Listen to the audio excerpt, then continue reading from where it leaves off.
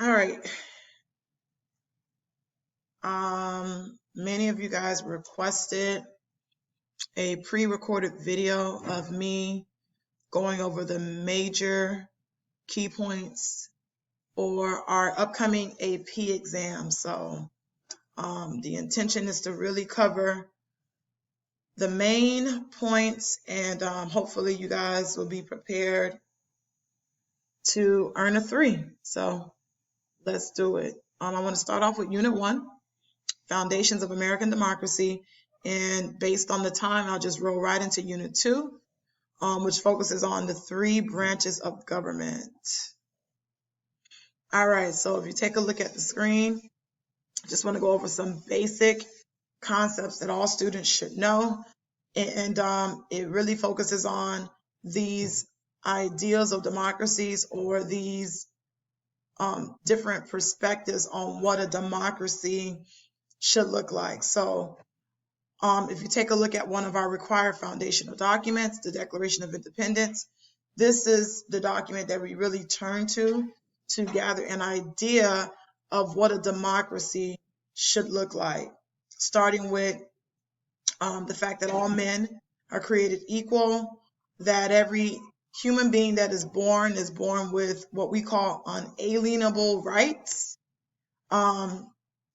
This document also goes into detail about the overall purpose of government, and the purpose of government is to protect our rights, and our government, and I think this is the most important key point that is made in the Declaration of Independence.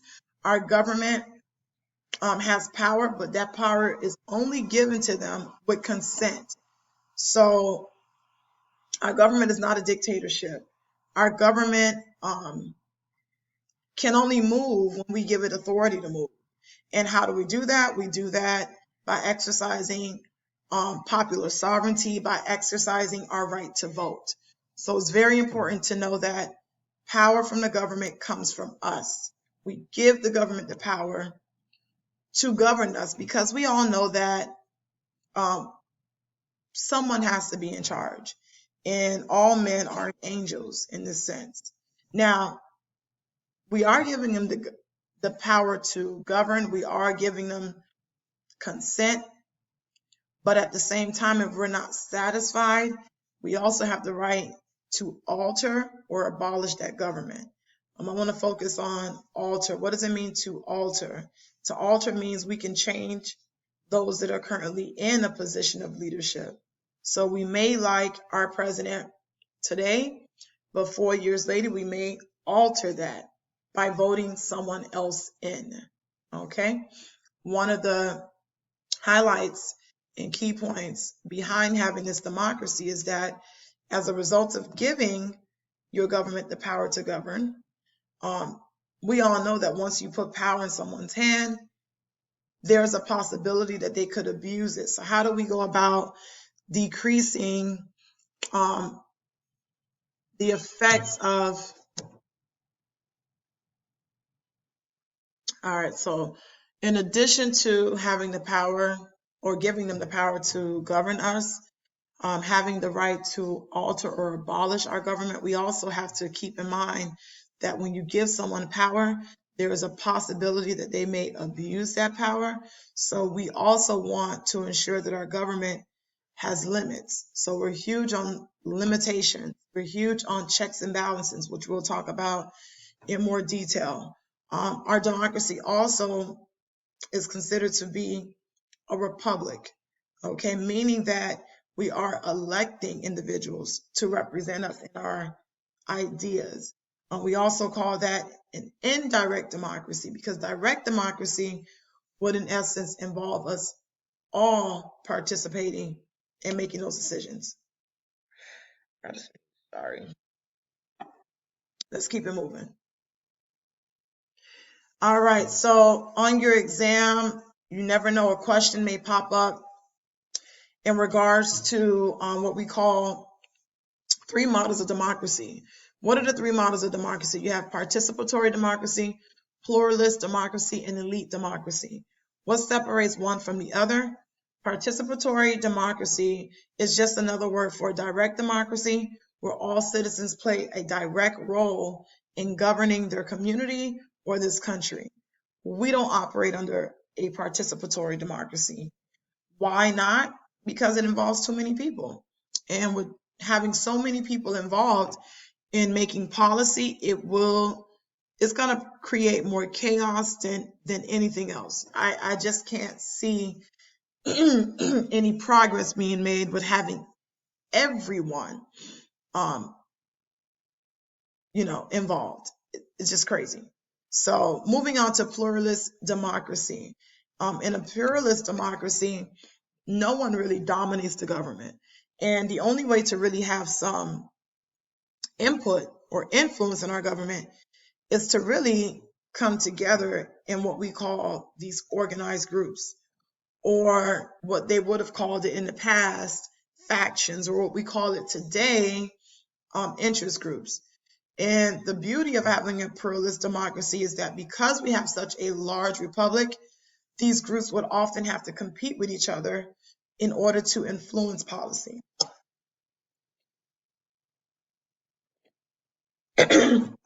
Sorry.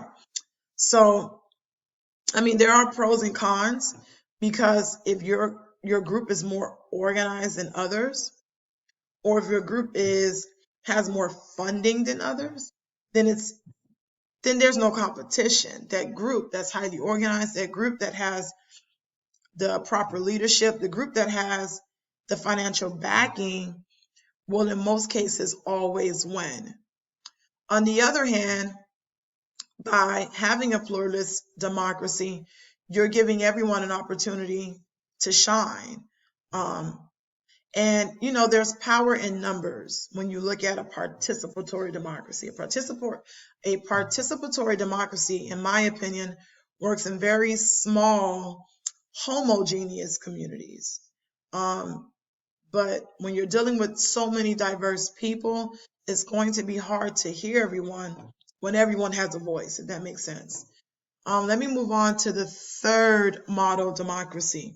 It's called the elite democracy. This democracy goes against pluralism and also participatory democracy, because it involves only one small group, and that small group will be the only group influencing policy. And there could be some benefits behind it, because perhaps that small group is better equipped to make decisions that could benefit the entire community.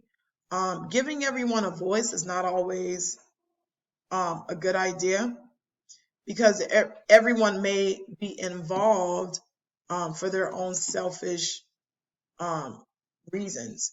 So an elite democracy can be good, but in most cases is viewed as being a very elitist way of governing, and that often results in people's voices or concerns, wants, and needs not being addressed.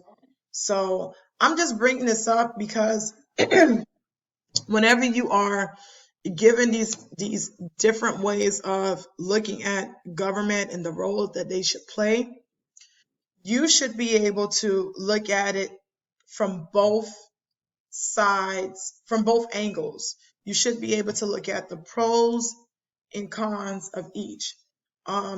This is often brought up in the form of an argument. If you look at the PowerPoint, think of an argument in favor of one of these types of democracies. And when you're presented with a question of this nature, you have to be confident and knowledgeable in that whichever model democracy you choose, you're able to defend it and provide reasons why you're choosing that model of democracy. If I was a student, I would definitely argue in favor of a pluralist democracy. Despite it having some cons, I would just focus on the benefits of it. And if I had to, acknowledge the others, I would probably acknowledge how a participatory democracy could be good, but also shed light on its flaws, which is the fact that everyone's in it, so you're not really getting anything done. All right, let's move on. Weaknesses of the Articles of Confederation. You must know your weaknesses of the Articles of Confederation. I provided you with a list, but the truth is, if I had to like focus on anything dealing with the weaknesses of the Articles of Confederation, I will hone in on the fact that the central government had no power. We essentially had a weak central government. States had more power than our central government.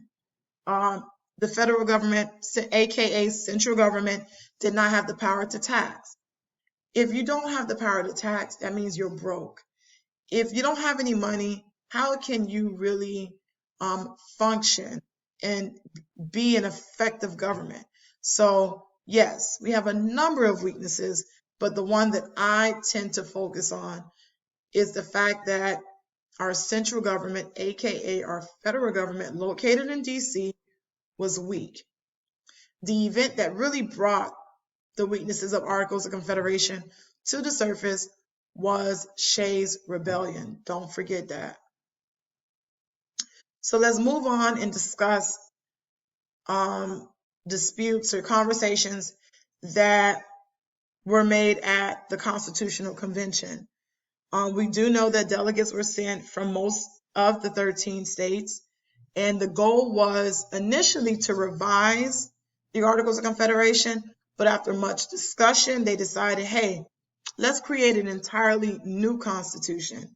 And for your test, you need to know the compromises that were made at this convention in order to get the Constitution ratified. Some compromises that always come up: Great Compromise. The Great Compromise is what resulted in us having a bicameral legislation. Bi meaning two. We have the House of Representatives, we have the Senate.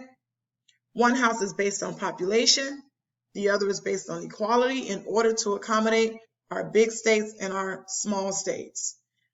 We also reached a compromise on whether or not we should have an executive.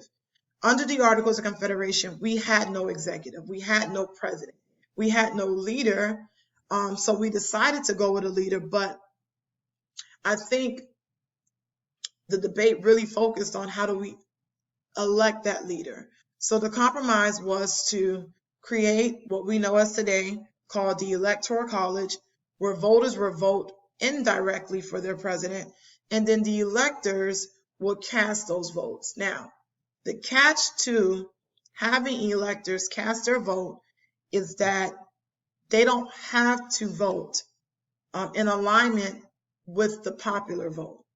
But the truth is, they do vote based on the results of the popular vote. So, vote, okay? Moving on, 3/5 compromise. This was a compromise between free states and slave states.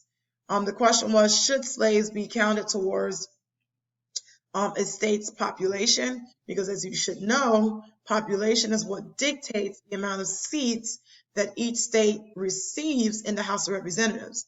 And based on that population count, that may result in you having a much larger voice in Congress than your neighboring states. So of course, the slave states wanted to count the slaves, and the free states did not want slaves to be counted because they knew that that would decrease their power in the House of Representatives.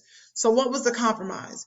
We'll count each slave, but we will only count them as 3/5 of a person. Hence why you have the 3/5 compromise. Moving on, slave trade compromise.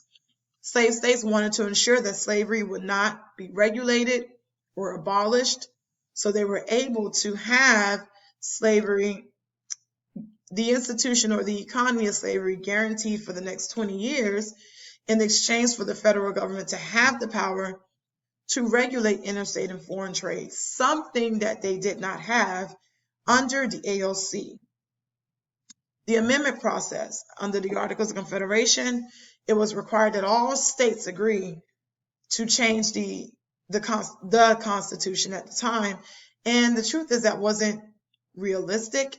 So this new Constitution would only require 2/3 of all members of Congress to propose an amendment, and then you're now including the states, where 3/4 of all states would have to ratify and approve that amendment. All right, so it's important to know the compromises of the Constitution. One that's not mentioned, but I think should also always be addressed or brought up is the Bill of Rights. The Bill of Rights guaranteed individual rights and liberties, and those were proposed by the anti-feds, and the anti-feds refused to support the ratification of our new Constitution without having those liberties added to it. So, two groups emerged out of this constitutional convention. One is called the anti-feds. The other group is called the Federalists. I mean, it's pretty self-explanatory.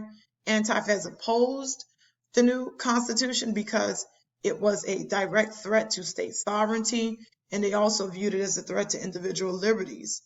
Details on their thoughts in regards to the U.S. Constitution can be found in one of your required documents called Brutus Number 1. The Federalists, on the other hand, supported the ratification of the Constitution. They were huge advocates for increasing power to the federal government, and they made their points clear in a series of essays called the Fed Papers. For your exam, you only need to focus on Fed 10, 51, 70, and 78. I will be giving you guys this PowerPoint, and information on all of your required documents is in this PowerPoint. So let's keep going. So whenever we talk about ratifying the new Constitution, there's always a discussion on, okay, if we decide to give the central government this enormous amount of power, how are we going to limit that power? How are we going to ensure that the individuals that now have this power won't turn around and abuse it and make this country what it used to be under Great Britain? So the founding fathers of our Constitution created our Constitution based on these principles. These principles are separation of powers and checks and balances. They believe that by separating the branches, by creating 3 separate branches and assigning each branch with a different series of powers, that we in essence limit the power of the government. They also highlighted another principle called checks and balances. Checks and balances.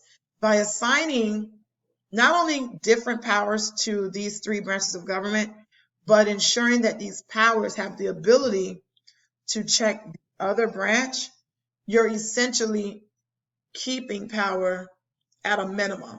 So you want your government to have the power. They need power. I mean, how are you going to get the job done? But you want to make sure that they don't OD that power. So a really good example, if you look at the PowerPoint, take a look at the fact that the legislative branch can create laws, but they're not able to enforce it. That power belongs to the executive branch. And then if there's a dispute, the judicial branch will be there to interpret that law. So they're all dealing with legislation, but they're dealing with it in a different way. In addition, when we go over how laws are created, one branch can't create a law without the other branch. For example, Congress approves legislation, but the president must what? Sign it. If he signs it, it becomes law. But if he vetoes it, Congress has one last opportunity to save that legislation by overriding his veto with a 2/3 majority vote. Another example, if that law goes into effect and a citizen decides to challenge the constitutionality of that law, they can take their dispute to the Supreme Court. And if the Supreme Court finds that this law is unconstitutional, they can strike down that law. So you have this system where you have 3 separate branches. They've all been assigned different powers, and those different powers then gives them an opportunity to check the other. Please make sure you know exactly what one branch can do to the other branch, how those powers intertwine, and how they could overall impact each other. Let's continue. All right, so we're done with discussing the Articles of Confederation, what was weak about it, Constitutional Convention, what compromises, this ongoing debate between the feds and the anti-feds, using some of our required foundational documents. Let's just jump right into federalism. Our Constitution has created a new system. It's called federalism. Federalism is when you have two levels of government, and those two levels of government have powers. Some of those powers are separate. Some of those powers are shared. You got it? So what are some buzzwords that you guys need to know, just in case one of the essays decides to use these terms or terminology? I don't know what's going on. You have delegated, implied, reserved, and concurrent powers. Delegated powers are powers given to the federal government. Implied powers is also a power that has been given to the federal government, but the main point in understanding implied powers is that it allows the federal government to expand powers that they already have. Okay, we've talked about this extensively. It's called the necessary and proper clause, aka also known as the elastic clause. You also have your reserved powers. Reserved powers can be found in the 10th Amendment of the U.S. Constitution, and it clearly states that powers not delegated to the federal government have been reserved for state government. Then you have your concurrent powers, powers that are shared by both levels of government. What are some examples of concurrent powers? The power to tax. Your state government has the power to tax you, as well as your federal government. So on the AP exam, you never know. You may get a question that's dealing with the different types of federalism. The two most common types of federalism that is usually on any AP exam would be dual federalism and cooperative federalism. I think this illustration pretty much sums up the difference between the two. But dual federalism is also known as layer cake federalism. And this is when programs in authority can clearly be seen among the two levels, or in this case today, the three levels of government. We got national, state, and local. They're not really working together. Everyone's kind of doing their own thing. And then after the Great Depression, we started to see federalism look a little bit like a marble cake, where you really can't decipher who's doing what, because the programs and the individuals that are executing those programs, they're all over the place. They're mixed. It's obvious that now our three levels of government have decided that we can have a more effective government if we work together, as opposed to working, in isolation.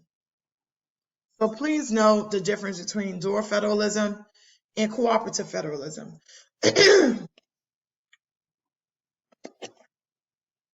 You never know.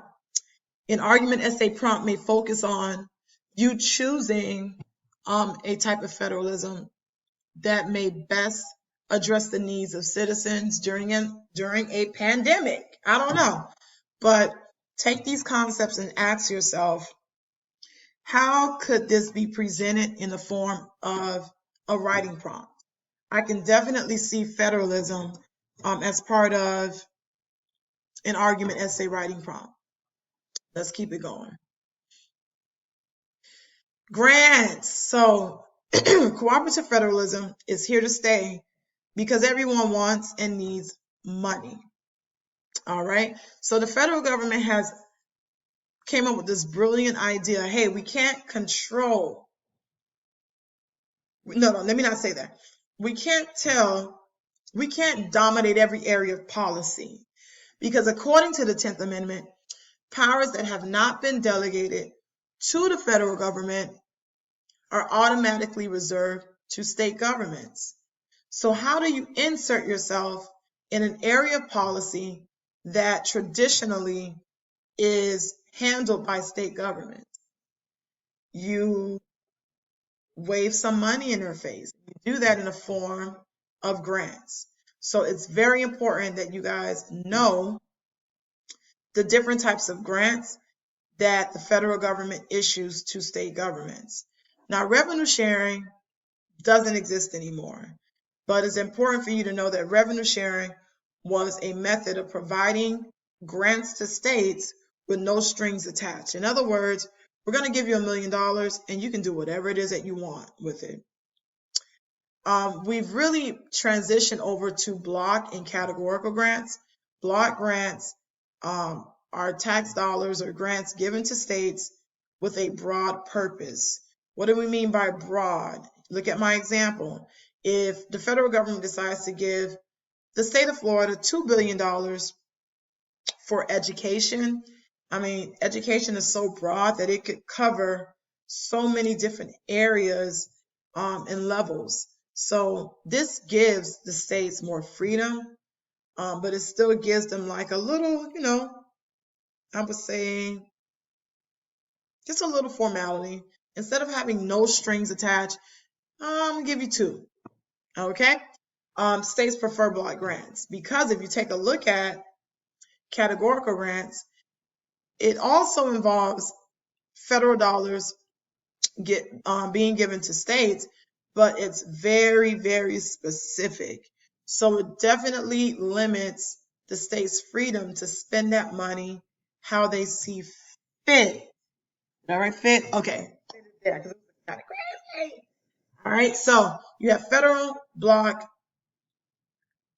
I didn't talk about federal mandates. Okay, states hate federal mandates. Okay, why would a state say hell no to a federal mandate? Because you're telling them to do something, you're telling them to implement a new policy or a new rule, but in most cases, you ain't giving them the money. So, I mean, when I taught this to you guys at the beginning of the school year, I said, hey, federalism is like the relationship between you and your parents. And as you get older, you want more freedom. You want mom and dad to cut the check and don't ask any questions. You want mom and dad to, eliminate your curfews. You want mom and dad to just basically let you do what you want to do. And they not having it. That's how I view the federal government. So when the federal government really wants to control you, they're going to give you a categorical grant. If they want to be petty, they may make it a mandate and say, you know what? You got to do it. And I'm not giving you money. Think about it. What do parents do? If they're in a bad mood, get up, wash these dishes. You're not getting paid for it. Let's keep going. All right. So despite them working together, there is always a constant tug of war between the federal and state governments. And when they're battling each other, they usually come with some weapons. So if you take a look at my PowerPoint, what would be the state government's secret weapon in this tug of war between themselves and the federal government? It would be the 10th Amendment, because the 10th Amendment clearly states, hey, if it was not stated clearly in the Constitution that you have authority or the power to do X, Y, and Z, that power belongs to us. So like in the mid to late 1990s, state governments really started to fight the federal government and say, hey, we have authority over areas of policies that you have been dominating, and we want to take some of that authority back. So the effort to slow the growth of the federal government by returning many of the functions to the state is called devolution revolution. All right, state government said, you know what, we had enough. We know what's best for our citizens. Let us handle it. Let us have the authority to make it right for our people. A great court case that illustrates the expansion of state power would be the United States versus Lopez. And if you have this PowerPoint, I have information on all the required Supreme Court cases for this test. Now, what's the federal government's secret weapon? They got a couple. And that is the necessary and proper clause. You have the commerce clause that allows them to regulate interstate and foreign trade. You have the supremacy clause that basically tells them, look, you can't create any laws that goes against federal laws. I mean, so the federal government, they got a lot going on. They got a lot of tricks up their sleeves. And of course, they have this huge court case called the McCullough versus Maryland court case that really established them as a force to be reckoned with. All right. I want to stop here. I'm at 30 minutes reviewing Unit 1. And I'm going to, expect you to know this. And if you have any questions, holla at me. This is kind of weird doing this at home. But I hope this was helpful. Peace.